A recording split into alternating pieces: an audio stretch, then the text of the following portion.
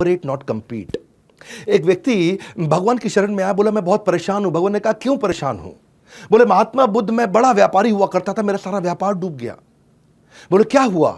बोला मेरा दोस्त था बचपन का, वो बहुत गरीबी में था, गुर्बत में था, परेशानी में था। मैंने उसकी परेशानी में उसकी मदद करी और इतनी मदद करी कि आज वो बड़ा व्यापारी हो गया और रोज बढ़ता चला जा रहा है, इतना बड़ा व्यापारी हो गया और मैं रोज गरीब होते चला जा रहा हूं, पूरी तरह बर्बाद हो गया। मैं रोज उसको देखता हूं कि वो और आज आगे बढ़ गया और रोज अपने आप को देखता हूं कि मैं और नीचे गिरा, उसको देखता हूं वो और आगे बढ़ा, फिर देखता हूं वो और आगे बढ़ा और भगवान वो इतना बड़ा हो गया और मैं बिल्कुल बर्बाद हो गया।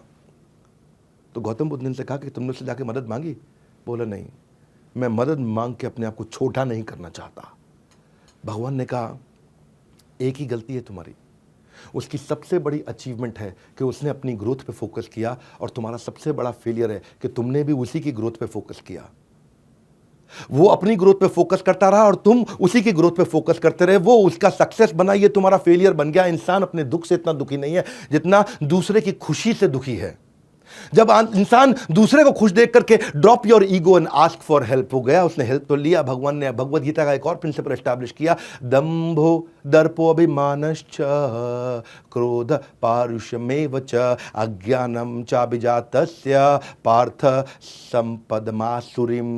कि आसुरी मतलब राक्षस के कुछ गुण होते हैं। वो क्या है? पाखंड, दंभ, अभिमान, क्रोध, ईर्ष्या, द्वेष, दूसरे के साथ में द्वेष रखना, ये एक आसुरी गुण है। और तुम एक असुर हो और असुर कभी प्रगति नहीं कर सकता है। ईर्ष्या ईर्ष्या से नहीं, ईर्ष्या प्रेम से खत्म होती है और यही शाश्वत सत्य है।